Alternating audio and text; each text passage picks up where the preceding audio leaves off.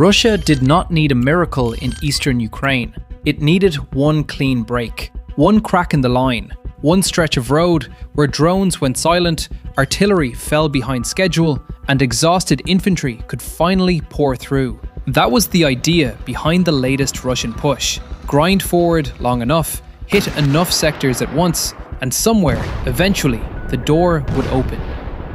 But by early March 2026, that door was still shut. Russia had concentrated pressure around the Donetsk axis, near Kostiantynivka and Druzhkivka, while still leaning on Pokrovsk, probing elsewhere, and preparing what Ukrainian officials described as a spring offensive. Ukraine, meanwhile, did not win by some cinematic lightning strike. It won the way modern defense usually wins, by making every meter too expensive, every road too visible, and every breakthrough turn into a traffic jam under fire. That is the big story here. Russia is still dangerous. It is still attacking. It still holds most of Donetsk. And a Russian-installed official said this week that Ukraine now controls only about 15 to 17% of that region. But that number tells you two things at once. First, Moscow has made ugly, costly progress over the years of war. Second, after all this blood and all this time, it still has not finished the job in the very region it treats as the political centerpiece of the war. If this was supposed to become a decisive operational breakthrough, it has not happened. Not yet. Not after the massed assaults. Not after the glide bombs. Not after the drone swarms. And not after another winter of punishment strikes on cities, ports, and power infrastructure. The Russian advance is still real. The Russian breakthrough is still missing. To understand why, zoom in from the map to the machine. Russia's old method was simple. Stack men, armor, and artillery along a narrow front and keep pushing until the defender ran out of troops first. That method has not disappeared. The battlefield around it has changed. Ukrainian defensive systems now fuse cheap drones, rapid target handoff, dispersed anti-armor teams, and increasingly networked fire control into something brutally effective. A Russian column no longer just has to survive mines and guns. It has to survive being seen almost immediately. It has to survive being tracked from above. It has to survive the fact that even if the first vehicles get through, the second wave may already be dead on a tablet screen. This is where the land breakthrough starts to die. Not always at the trench, but on the approach road. No corridor, no momentum, no exploitation. And the attrition numbers explain the rest. Oryx's visually confirmed database now lists Russian equipment losses, totaling more than 24,000 items, including 4,350 tanks and nearly 13,913 armoured combat vehicles. That is only what has been photographed or filmed, so the actual number is almost certainly higher. Ukraine's own defense ministry, using official estimates, said that by March 10, 2026, Russia had lost roughly 11,758 tanks and 24,174 armoured fighting vehicles since the full-scale invasion began. Those two datasets are not the same and should not be treated as such. One is a conservative visual count. The other is an official wartime estimate, but together they point in the same direction. Russia can still attack, but it is paying for attacks with metal, crews, recovery vehicles, spare parts, and time.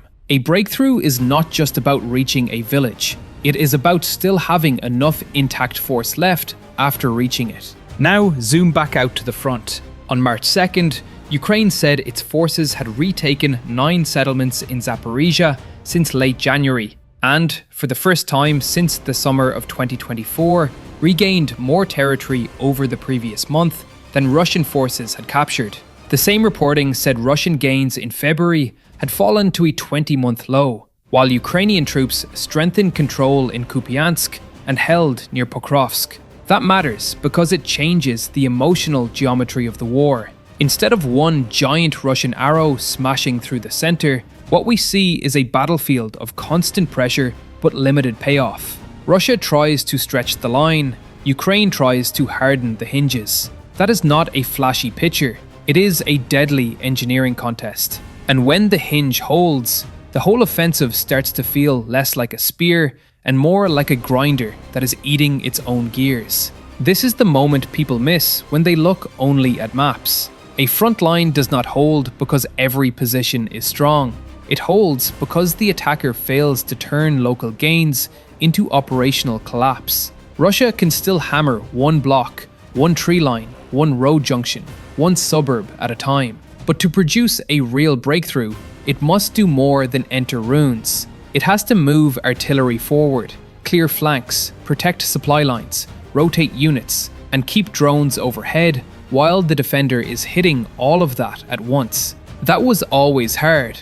In 2026, it is borderline sadistic. Ukrainian forces around the eastern axis are not merely defending a line, they are defending a sequence. Detect, disrupt, isolate, destroy, repeat. That is the door, and every time Russia tries to kick it in, it finds another lock in its way. But none of this means Ukraine is comfortable. Far from it. Russia is still launching major strikes deep into the country. On March 7th, a large overnight Russian attack killed at least 11 people in Kharkiv, including 2 children, after a ballistic missile hit a residential building. While Ukraine's Air Force said it shot down 453 drones and 19 missiles, even as 9 missiles and 26 attack drones still hit 22 sites. On March 11th, another Russian drone strike in Kharkiv killed 2 more people and wounded 5 at a civilian business. 2 days before that, Russian drones injured people in both Kharkiv and Dnipro. And on February 22nd, Russia mounted another major missile and drone strike focused on Ukraine's energy infrastructure, with Kyiv saying more than 1,300 drones, 1,400 aerial bombs, and 96 missiles had been launched over the previous week. That is not the behavior of a force that has given up on breaking Ukrainian endurance from the rear. That is the logistics. Now here is the politics. Russia's military pressure is still paired with the same strategic message it has used for years. Ukraine cannot hold forever. The West will lose interest. And every month of resistance just delays the inevitable. But that message looks weaker when the promised breakthrough never quite arrives. It looks weaker when Ukraine is still counterattacking in Zaporizhia. It looks weaker when Pokrovsk does not fall. It looks weaker when Kostiantynivka remains in Ukrainian hands, even as Russia massed forces on that axis. And it looks weaker when NATO officials can still credibly say that Putin is not winning, that the gains are grindingly slow, and that support will continue. Strategy is not only what you do, it is what you persuade everyone else is still possible. Right now, Ukraine is trying to persuade the world that the line can hold. Russia is trying to persuade the world that the line is doomed. By March 2026, the battlefield is still arguing in Ukraine's favor. NATO's role in that is more concrete than slogans. On February 3rd, Mark Rutte said NATO's command in Wiesbaden, NSATU, was coordinating essential military equipment and training for Ukraine, and that the PURL initiative had already supplied around 75% of all missiles for Ukraine's Patriot batteries and 90% of the missiles used in other air defense systems. NATO's public support page says allies have already committed funding for about $4 billion worth of military equipment sourced from the United States via PURL, with deliveries underway. Then, on February 12th, Rutte said member states had pledged hundreds of millions more for the same effort. On March 5th, he told Reuters that despite the crisis surrounding Iran, NATO allies would continue to support Ukraine. That matters because wars like this are won less by dramatic declarations than by boring continuity. Interceptors delivered, training cycles maintained, stockpiles replenished, radars repaired, crews rotated. Ammunition is policy in metal form. There is another twist here, and it says a lot about where this war now sits in Europe's military imagination. Reuters reported on March 11th that Ukrainian trainers will begin helping the German army prepare for a possible confrontation with Russia by 2029, with Ukrainian instructors rotating through German military schools to teach lessons from artillery, drones, armoured warfare, engineering, and digital command and control. Read that again. In the old script, Europe trained Ukraine. In the new script, Ukraine is helping train Europe. That is not symbolism. That is battlefield authority. It is the recognition that the force holding back Russia today is also writing parts of NATO's playbook for tomorrow.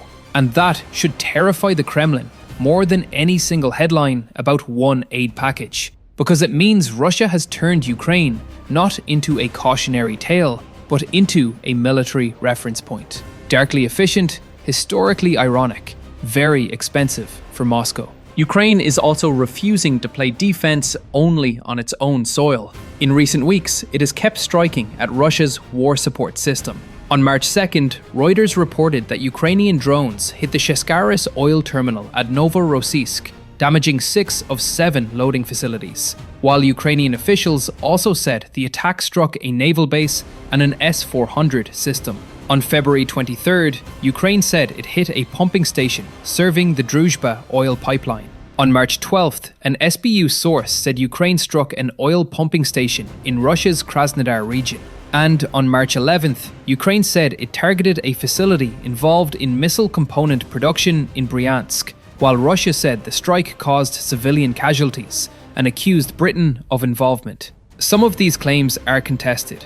That is the nature of wartime reporting. But the pattern is not contested. Kyiv is trying to keep Russia's rear areas nervous, its logistics reactive, its export nodes vulnerable, and its defense industry within reach. Shut the front door, then rattle the house behind it.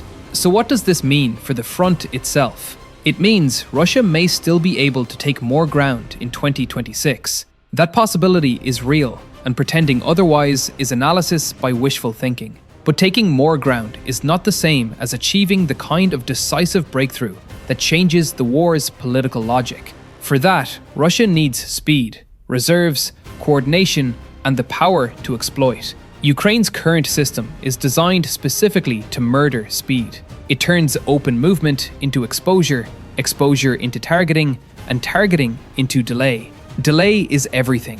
Delay lets reinforcements arrive. Delay lets ammunition reach the guns. Delay allows a threatened sector to become a kill box rather than a collapse point. This is where the Russian offensive keeps bleeding out, not because it never attacks hard enough, but because Ukraine keeps forcing it to pay operational prices for tactical ambition. A ruined village is not a breakthrough. A cratered road is not a corridor. A flag on rubble is not a campaign result. And there is a final layer to all this. Russia's problem is no longer simply that Ukraine is resisting. It is that Ukraine is adapting faster than the old Russian theory of victory allows. The drone war is changing. The rear area strike war is changing. Air defense is changing. Training pipelines are changing. Alliance support is becoming more, not less, institutionalized.